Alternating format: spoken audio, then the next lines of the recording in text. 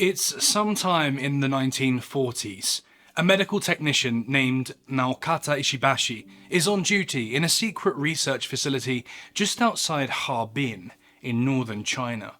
Although the facility is officially classified as part of the Center for Disease Prevention and Water Purification, what goes on here is in reality far, far darker, forever stamped on history as Unit 731, an event filled with horror and human experimentation utterly beyond moral comprehension. As Ishibashi does the rounds, he's stopped by two prisoners who beg him for help, a Chinese girl aged 21 and a 19-year-old Ukrainian who ask Ishibashi if he could lend them a mirror.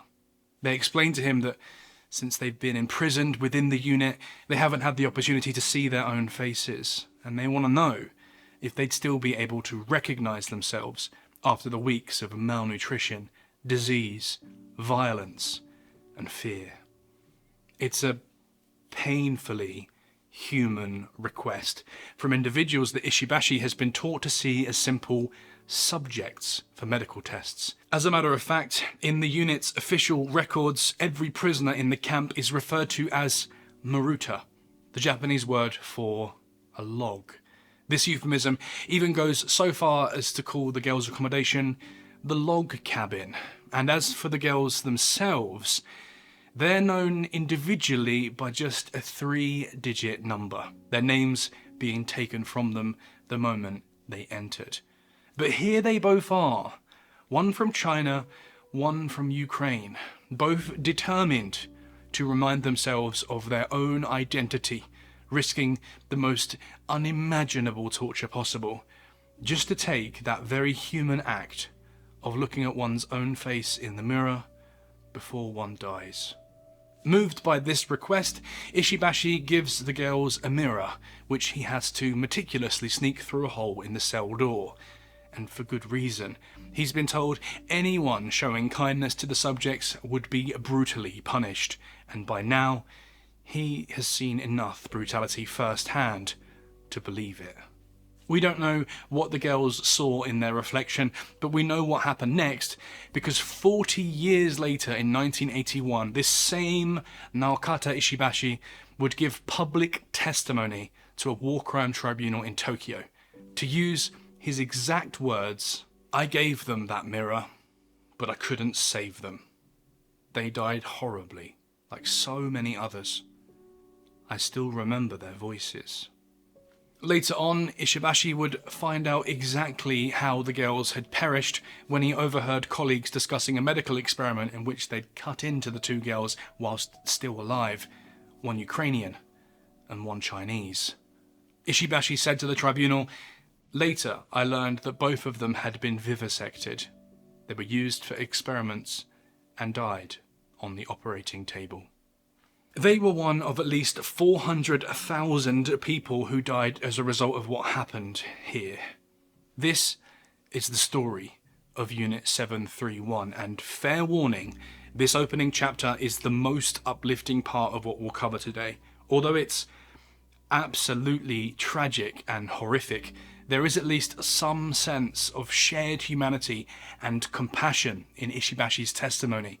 He comes across as a man caught in a broken system who acts with kindness where he can, even if he is unable to change the broader story, and then finally breaks the silence at a tribunal with honesty and responsibility. The rest of the video won't be like this. It's all downhill from here, and I mean it. If you're squeamish or sensitive, walk away. I won't blame you. I'm making this video by popular demand from my subscribers and had purposefully tried to keep this topic at arm's length until now. I always knew bits about Unit 731. I knew it was bad. I didn't know it was this bad. Some of the research for this video moved me to tears, but it really happened. And like the girls who just wanted to see themselves in the mirror, we owe it to ourselves to look our past square in the face and bring some redemption to the victims who deserve to have their story told. Lastly, I will have to be purposefully obscure with some of the language I use in this video, and it's not an attempt to downplay or de-emphasize the horror of what happened, but merely to make sure that the video itself doesn't get struck down. With that said, let's go. On the 17th of June 1925, the nations of the world gathered to sign something called the Geneva Protocol, an agreement between states that they would never again use chemical or biological weapons against one another. Just a decade before, Europe had been torn apart by the deadlock of the First World War, which saw the first ever mass-scale use of chemical agents on the battlefield. Up to 1 million casualties from the First World War were a result of these poisonous gases, and since they were by their nature indiscriminate weapons, many of those affected were civilians. The world was determined that never again would this hell be unleashed onto the face of the earth to work its way into the lungs, eyes and throats of anyone unlucky enough to be caught in the wake of these deathly clouds. To get a sense of just how awful the effects of these weapons were, you need only look at Wilfred Owen's poem Dulce Est. As under a green sea, I saw him drowning. In all my dreams before my helpless sight he plunges at me, guttering, choking, drowning. If, in some smothering dreams, you too could pace behind the wagon that we flung him in, and watch the white eyes writhing in his face, his hanging face like a devil's sick of sin. If you could hear, at every jolt, the blood come gargling from the froth-corrupted lungs, obscene as cancer. Grim as it sounds, this is typical for chlorine gas poisoning, which sets in within seconds of exposure as the linings of the airways inflame and fill with fluid. Victims drown alive while their mouths fill with foam. Those lucky enough to survive are left with permanent lung damage. But as all this horror was unfolding in Europe, the Japanese military watched on closely and studied the carnage in the trenches. They concluded that chemical weapons were going to be an integral part of any future war. To them, the fact that all these nations had come together to sign the Geneva Protocol was just more proof that chemical weapons were indispensable to a modern army. And to an extent, they weren't wrong. By 1918, somewhere in the region of 1 in every 3 hand grenades contained a chemical agent. Despite the immediate use that the Japanese military saw for the weapons, though, Japan herself did ultimately sign up to the treaty, which meant that they had now publicly promised to wash their hands of all chemical and biological weapons. But by 1927, an up-and-coming army surgeon named Shiro Ishii started advocating for the development of a Japanese bioweapons program, and although his enthusiasm was met positively by those in command, politically, it simply wasn't an option. If Japan was ever going to develop or use these capabilities, it would need to do so with the utmost secrecy, and preferably far away from the prying eyes and vulnerable cities of the Japanese home islands. But luckily for Ishii, the Imperial Japanese Army invaded Manchuria on September 18th, 1921, and within just 5 months, Japan would have this enormous region of northeast China firmly under her thumb. Not only did this mean that there was a chance to conduct experiments in relative secrecy, but also far away from any major population centre at home, and on top of that, there was now an abundance of that most crucial resource for experimentation: test subjects. By 1932, Ishii and other leading scientists were sent to Manchuria, where they could do their work in a new facility based out of a prison in Zhongma Fortress. With an influx of fresh test subjects in the form of political dissidents, common criminals, and those resisting the Japanese occupation, the researchers wasted no time getting to work. Once prisoners were labelled healthy, the experiments would begin. People were purposefully infected with the bubonic plague, or drained of blood at regular intervals to see how long they would last, and then vivisected, often while still alive and under no anaesthetic, so that the research staff could poke around the body and observe the state of the entrails throughout each stage of an infection or illness.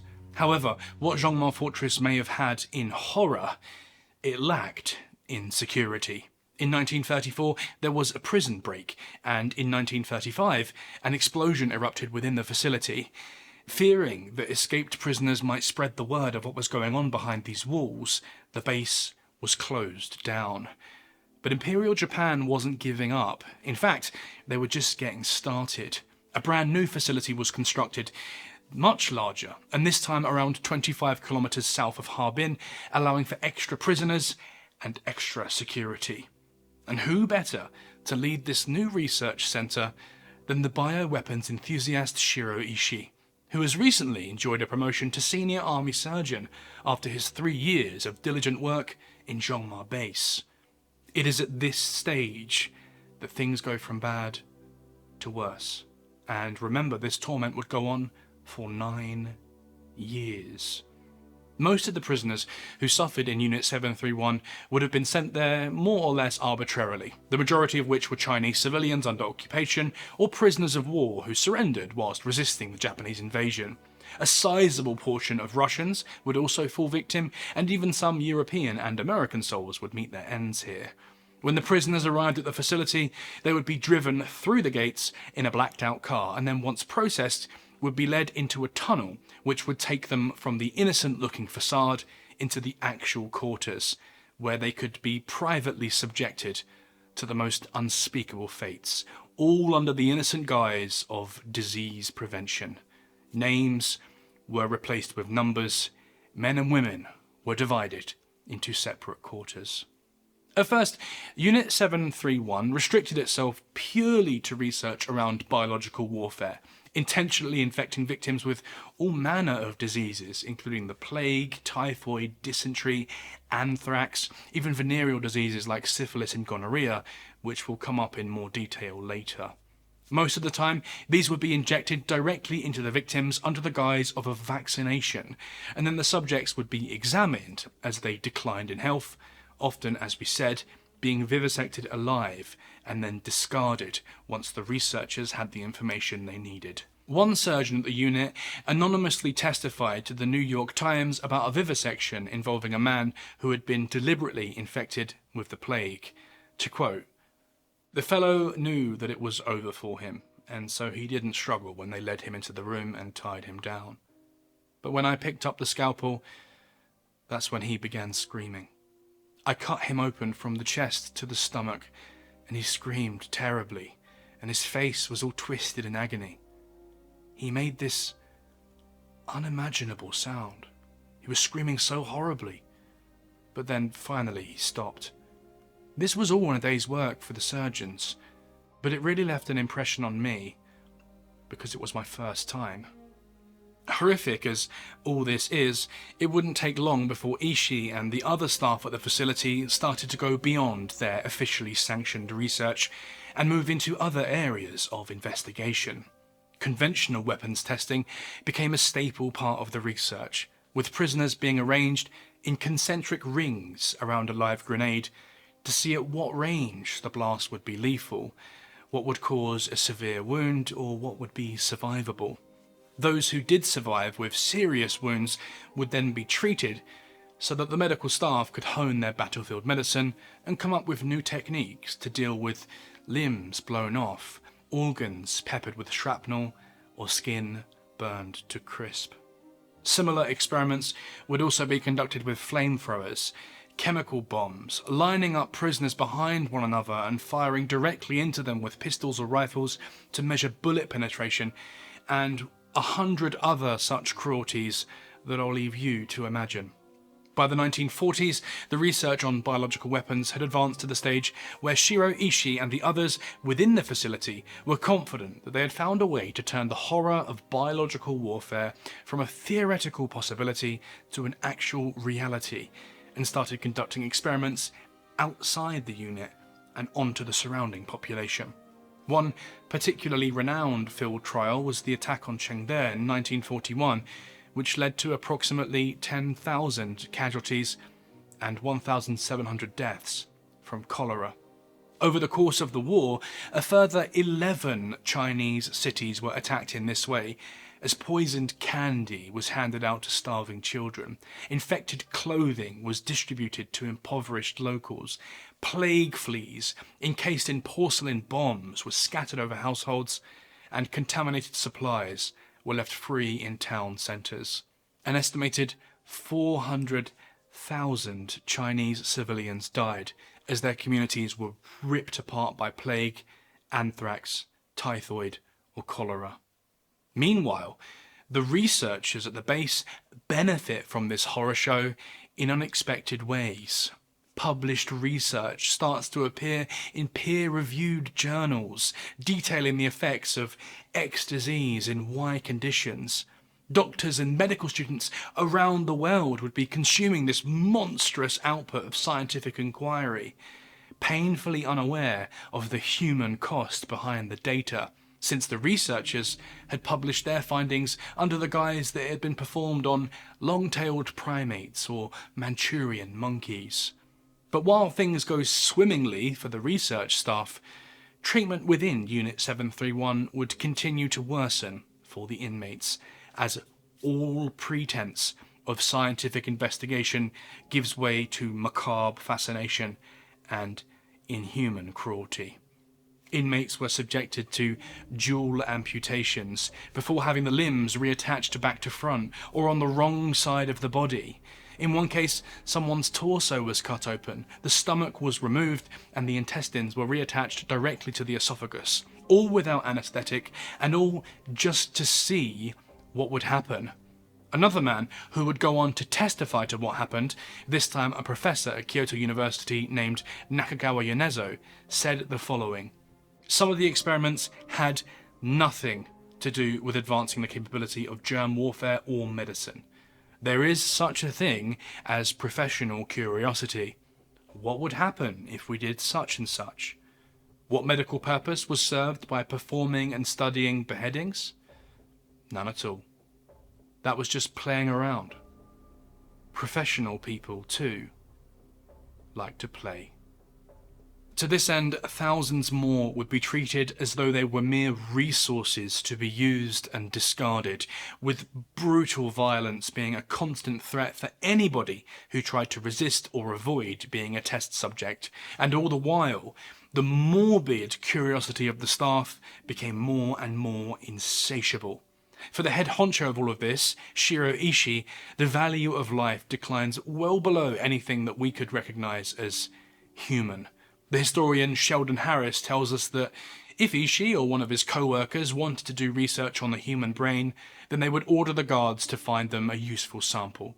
A prisoner would be taken from his cell, guards would hold him, while another guard would smash the victim's head open with an axe. His brain would be extracted off to the pathologist, and then to the crematorium for the usual disposal. I could spend the whole day talking about each individual horror story that I've come across, and we would still not exhaust the list. It's that bad. But one cannot fully grasp the horror of Unit 731 until we consider the treatment of women and children. In an effort to measure the spread of venereal diseases, the researchers swapped out the method of injecting their victims with the disease and instead would simply force prisoners to copulate with one another at gunpoint until they were satisfied that it had been transferred. Countless women in various stages of pregnancy were subjected to this fate in order to fully understand the effects of certain diseases on the development of a baby, and those babies, once born, would not be spared their mother's torment. One particularly cruel researcher named Hisata Yoshimura conducted several tests on the impact of frostbite on the body, including one experiment in which the hands of a 3-year-old child were soaked in water containing ice and salt until the frost took hold. Others would have limbs frozen until they hardened to the point at which he could hit them with a stick and they would, quote, emit a sound resembling that which a board gives when it is struck. It goes on and on like this, over and over, horror after horror. Men dehydrated in superheated rooms until they finally expire at 20% of their usual body weight. Victims thrown into gas chambers to measure how long one can survive if the dosage is varied. Blood transfusions with the wrong blood type, simply to see what would happen. It's just layers upon layers of cruelty and suffering. And it's worth noting that all of the first-hand accounts we have of what happened in Unit 731 come to us from the staff and guards that worked there. No survivor accounts exist because no one survived. Every single soul who was sent to Unit 731 died there, most of which within 2 months of entering. One dreads to imagine what further depravity would be uncovered if the victims themselves could speak. Eventually, the staff themselves begin to fall victim to the horror when one employee within the unit, named Pseudo, became sick with the bubonic plague. He immediately switched from a valued member of the team to just another subject. To quote an eyewitness who saw the whole affair, "After Pseudo's body was carefully checked, I handed a scalpel to the surgeon, who, reversely gripping the scalpel, touched Pseudo's stomach skin and sliced downward. Pseudo shouted, 'Brute,' and died with this last word." As you can imagine, many people tried to resist this unimaginable fate, including one incident in which the prisoners attempted to start a riot after overpowering one of their guards. When the facility staff refused to negotiate with the prisoners, one of them demanded that the staff shoot him rather than use him for these depraved experiments. He was, as requested, cut down without hesitation. Another eyewitness who was part of the staff would later say that, "Spiritually, we were lost in front of the prisoners who had no freedom and no weapons. At that time, we understood in our hearts that justice was not on our side."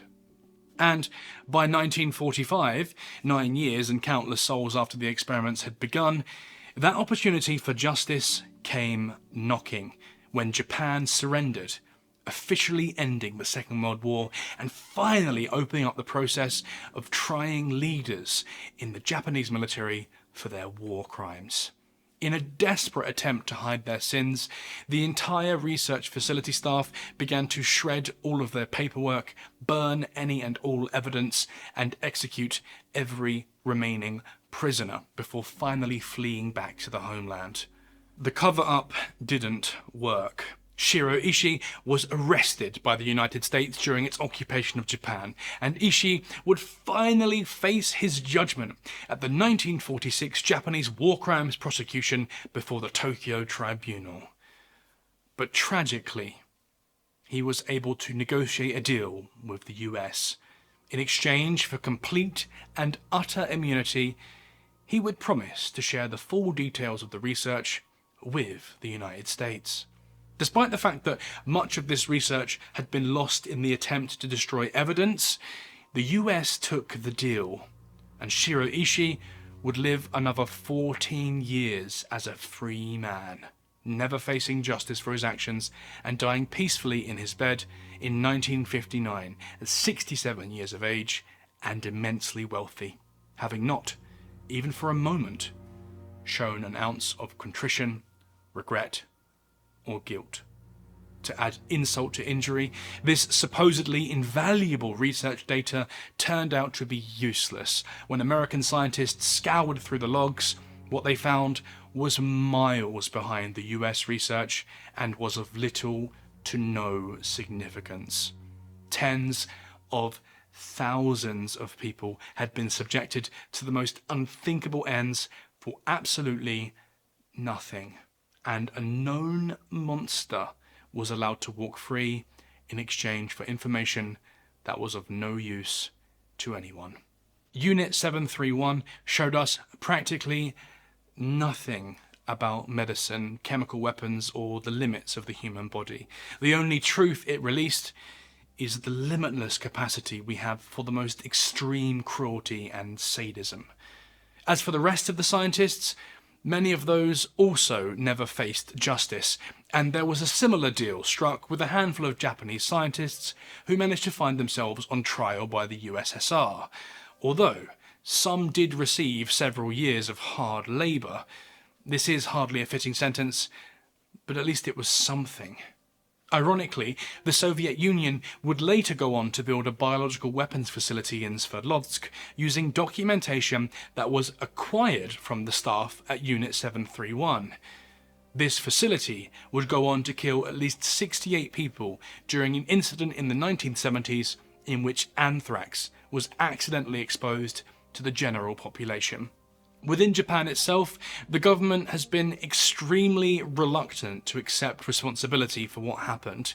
In 1983, the Ministry of Education was still trying to censor works by Japanese historians on what actually happened in Unit 731, and it wouldn't be until 2018, a staggering 70 years after the horrors ended, that the names of those individuals were ever released to the public. All of this cover-up had grim results. Given that these scientists never faced any kind of justice for their crimes, they were free to pursue their scientific careers elsewhere. Some scientists even went on to found the Green Cross pharmaceutical company, which would later get wrapped up in an enormous scandal after 3,000 Japanese citizens contracted HIV through the use of the company's blood products. The consequences of letting monsters roam unchecked would resonate down the ages, not just for those who suffered within Unit 731, but for the modern academics who were punished for trying to expose the truth, for the civilians near Sverdlovsk whose lives were ruined or ended by anthrax poisoning, and the Japanese population themselves, as 3,000 of them would contract a life-altering illness. If there is a moral of the story here, it's best summed up in HBO's Chernobyl that every time we lie, we incur a debt to the truth. Sooner or later, that debt is paid. First, it was the lie that Unit 731 was just a disease prevention centre, which allowed Japan to hide its real intentions and remain compliant with the Geneva Protocol.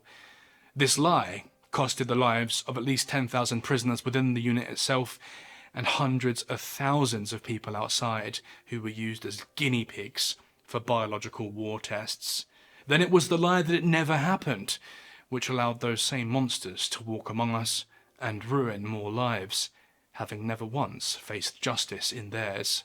This leads me to the testimony given by Naokata Ishibashi and the others, who showed their faces to the world and told everyone what they were a part of and what had happened. I find these individuals the most difficult to judge. Even if they weren't personally sadistic, they were part of the machinery of sadism and were responsible for some of the worst cruelties ever seen in history. But on the other hand, they did have the moral courage to stand up, take responsibility for their actions, and share the truth. Without their choice to give public testimony, the countless who suffered at their hands would have never had a voice and would be forever forgotten. I will leave the judgment of these individuals who broke the silence to you watching. After thinking about Unit 731 for a few days, I couldn't help but be reminded of the Stanford prison experiment conducted in 1971 by Philip Zimbardi, a professor of psychology. During the experiment, participants were divided into prisoners and guards. The guards were given the job of maintaining order for 2 weeks, and to this end, they were given almost complete freedom and total authority over the prisoners. What Zimbardi found was an almost immediate decline of moral conduct amongst the guards, as the prisoners were subjected to more and more acts of cruelty and barbarism. There was a race to the bottom of human behaviour, and as a result, the experiment was cancelled within just 6 days. It strikes me as a very similar set of circumstances and outcomes to what happened in the facilities in China, where researchers far away from prying eyes, were given near complete authority over their subjects, not for 6 days, but for 9 years. Tragically, there was a similar nosedive in human conduct, resulting in horrors that are quite frankly beyond comprehension, and seemingly for no other reason than because we can. I think it's very telling that when push came to shove, the staff destroyed the vast majority of their findings rather than be exposed for the monstrosity of their actions. It was never about the research. If it was that valuable, they would have kept it. All of this cruelty, all of this suffering and grief and heartache and tears had as much to do with research as it had to do with disease prevention. The depressing reality is that all of this was a pointless exercise in power, and the staff knew it.